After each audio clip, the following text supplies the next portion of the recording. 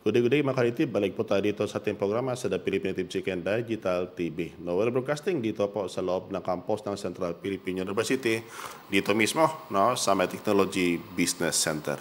Ang CPO po is a private university, headed by our President, Reverend Dr. Ernesto Wardaguhoy.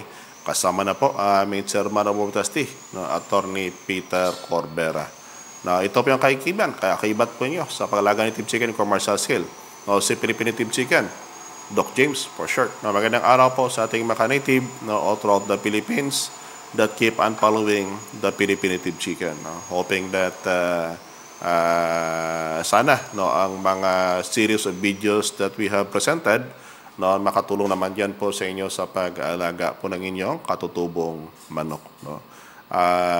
Kung sa tingin po nyo ang programa natin is informative, paki-share naman po sa mga kilala po nyo na makatulong po tayo. Sa hindi pa nakapag-like, follow, subscribe ng ating social media platform, either in the YouTube or in the tawag dito sa may Facebook page natin, na please have it be done para every time that we have this kind of video, you'll be notified by our social media platform. Isa kasi yan mga ka-natives na ginagawa natin dito para at least tuloy-tuloy po tayo. Dalawa po kasi ang ating social media platform. We have what we call the YouTube, and we have the tawag dito yung ating Facebook page. We have the Instagram. Kaya ibang social media platform natin hindi kanon po siya ka-active. But to those who would like to learn more about the technology developed by the Central Philippine University Research Center for Philippine Native Chicken, you can visit our website, the philnativechicken.com. Lahat po ng kailangan ninyong mateknolohiya, nandyan po, and then we have the link papunta po sa ating e-store. Para at least kung kailangan po kayo, doon po kayo makapagpunta, at saka if you want to purchase, kindly contact the number that we are sharing to you para at least kahit paano po makarating po dyan ang produkto po natin sa inyong respective na lugar. Pasensya po pag hindi pa tayo kasi nakapasok sa Shopee at saka sa Lazada, direct po na po tayo para at least mas makatipid po ang ating mga ka-native. Now, ngayong araw po patuloy po tayo sa ating diskusyon tungkol po sa pag-integrar ng ating mga katutubong manok sa any kind of project that we have. And we are sharing insights on how to do it. Para at least paano po you have the ideas on to what to do. Otherwise, alam nyo kasi sa ngayong panahon po, ang teknolohiya hindi na mahirap i-access given the presence of what they call the social media platform. And this is what we are doing at Central Philippine University. Now, noong nakaraang mga video po natin, we have discussed farming as we should not treat farming as way of life way back then, but we must to treat farming as a business, and we are always looking on the profit side.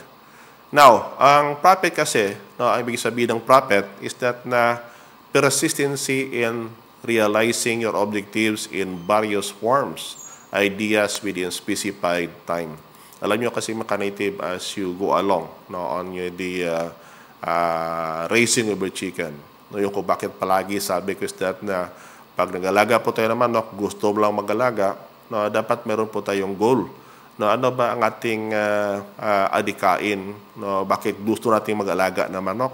And to make it more come into realization, dapat na ang ating objective, it must be measurable and it must be accomplished within a certain period of time.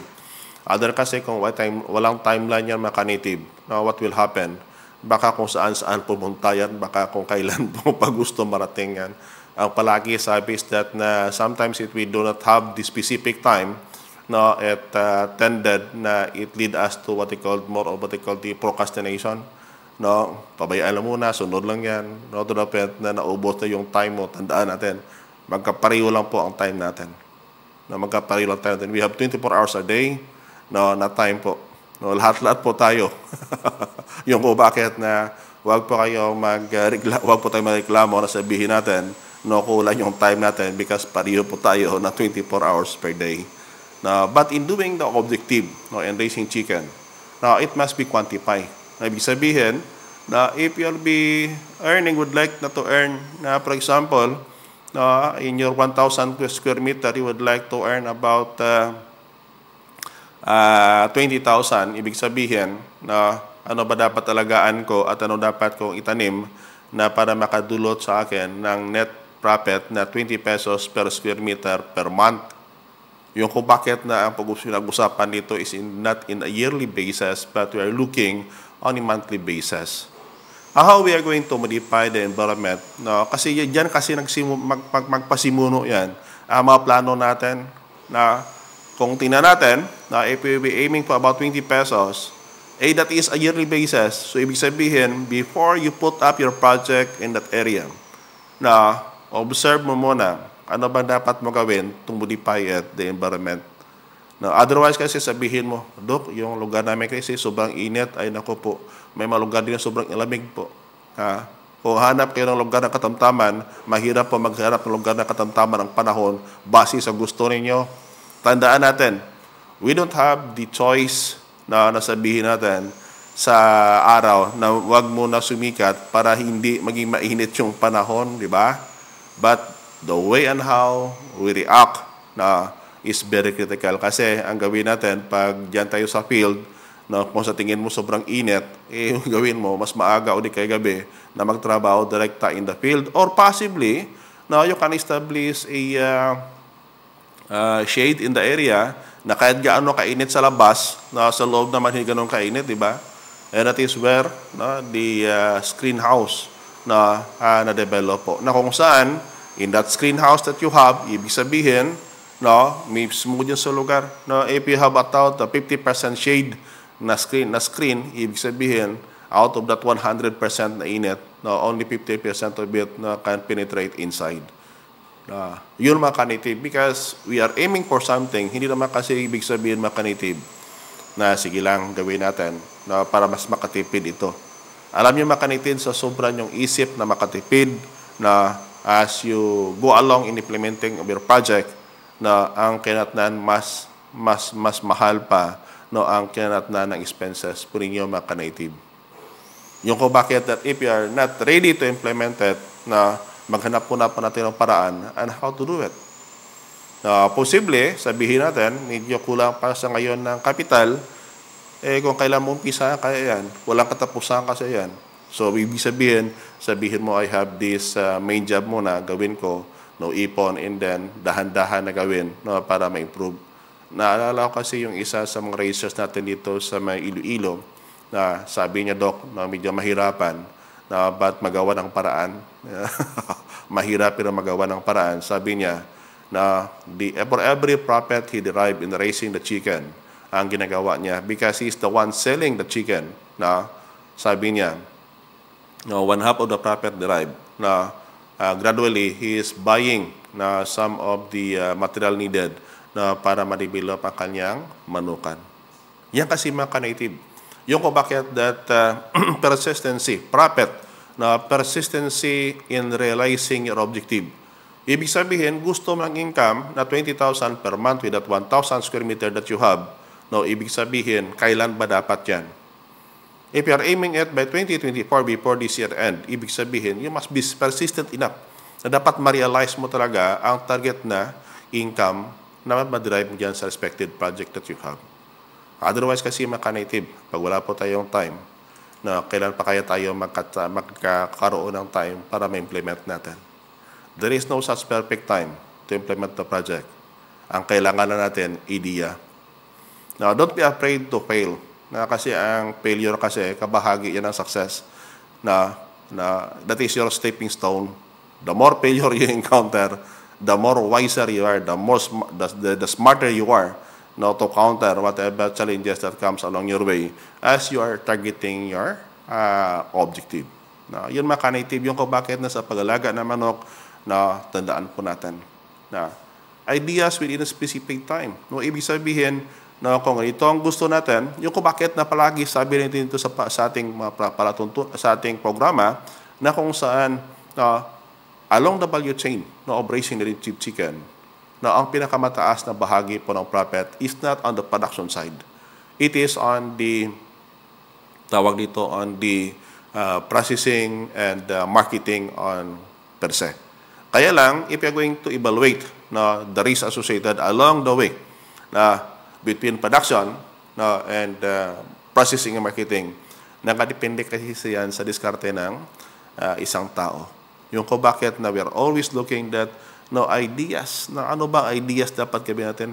You can find various ideas. Yung ko bakit na napakaraming mga blogging kasi ngayon na kung tingnan po nyo, they can share ideas na kung saan if you're going to implement your project, pwede mo maumpisan from that kind of ideas. But if you are uncertain on the ideas being shared by a certain blogger, pwede mo follow up sa ibang blogging pages, di ba? Yan kagandahan kasi ng social media sa ngayon. Kasi pag medyo doubt ka, pwede ka matanong sa kabila. I-verify mo muna. Otherwise kasi, baka kahit na sa amin dito sa Philippine Native Chicken, tandaan po natin, ang Philippine Native Chicken po, Facebook page, hindi po natin binobost ang ating page.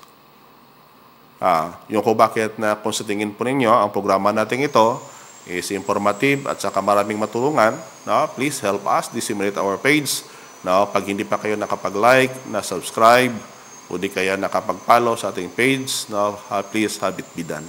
Para at least mas marami po ang pwede mapuntahan ng ating page. At saka we are supplementing it, complementing it with our website para every time that you have some queries, nandoon yan sa website namin.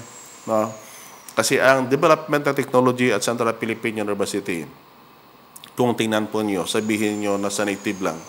Actually, maka-native kung tingnan po nyo ang kabuuan ng technology. Ang pinakamahirap kasi na i-develop ang native natin. Kung napagana ng teknolohiya ng Central Philippine University, ang Native Chicken, ang ibang group pa kaya ng manok, yun mga ka-native na why Central Philippine University Research Center for Philippine Native Chicken, nag-focus kami on Philippine Native Chicken or the Native Chicken. Bakit? Mahirap kasi develop ang teknolohiya. If you're going to check the various research study center here in the countries and even outside of the country, tingnan po nyo, the way and how we focus at Central Philippine University. With the decades of studies that we have, with the meager resources that we have, tuloy-tuloy pa rin kami to implement the project. Na kung saan po, developing technologies na kung saan talagang angkop on Native Chicken, but it can also be implemented on the group of poultry. Yun mga ka-native. Yung kung bakit na sa tingin po ninyo, is that as we go along on implementing our project, realizing, tingnan po natin, there should always be, let us take a look on this kind of project, not as a add-on income, but if possible, if we can raise chicken and then consider it as our main source of income, na ibig sabihin, can we treat it na para bang negosyo, can we treat it na kung saan, para bang diyan ka kumukuha ng salary mo? Bakit? Pag diyan ka kumukuha ng salary mo, ibig sabihin, you will do more para improve pa natin ang ating operation. Yan lang mga ka-native. Sana po ngayong araw, with this video that we have, we're able to share to you technologies na sa tingin po natin, kahit paano po makatulong po sa inyo in implementing the respective project or implementing yung mga samot-saring activity niyo para po na mapa-successful po natin ang pag-alaga ng ating mga katutubong manok. Again, in behalf naming Presidente, Reverend Dr. Ernest O. Daguhoy, ito po yung kaibigan, kaakibat po niyo sa palaga ng Native Chicken in commercial scale, si Philippine Native Chicken. Doc James for short. God bless and keep safe. Kita naman tayo ulit on the next video that we have sa masusunod na episode po natin para sa karagdagang kalaman po nyo. Sana po ang mga challenges that we encountered sa araw-araw na lahat kaya po natin lagpasan. Basta tulong-tulong po tayo. Magandang araw. God bless and keep safe po sa ating lahat.